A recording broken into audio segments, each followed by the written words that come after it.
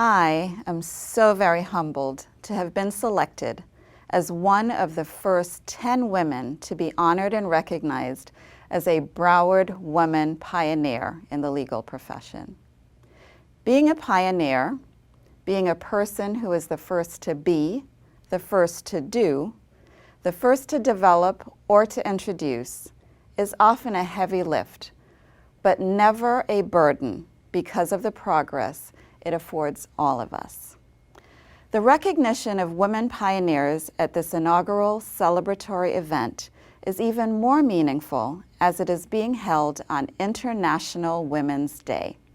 I love the quote from Margaret Wheatley, "When we seek each other for connection, we restore the world to wholeness. Our seemingly separate lives become meaningful as we discover how truly necessary we are to one another." Her words are a reminder that we do nothing alone or in a vacuum. All that we accomplish is because of someone's influence, inspiration, or even delegation. I have been so fortunate to have many special people in my life. One of my first influencers comes to mind. Dorothy Pine McClarty is one of my mother's closest friends and a partner in one of the largest firms in Jamaica, where I was born and raised. She taught me that being a lawyer afforded you the skills to be independent and to think critically.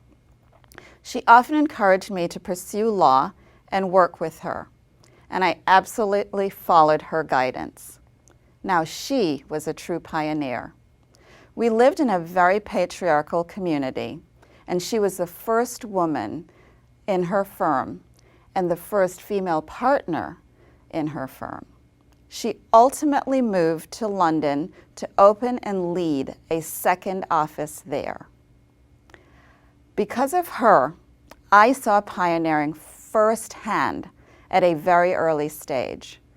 So putting my name in the hat to be the first Black female president of the Florida Bar Young Lawyers Division, or the first Black female trustee on the University of Florida Board of Trustees, were both dreams in my head, but attainable goals in my heart. Life can be difficult. Being a woman of color does create additional challenges, but challenges encourage strength, determination, and perseverance. I recall an incident early on in my career.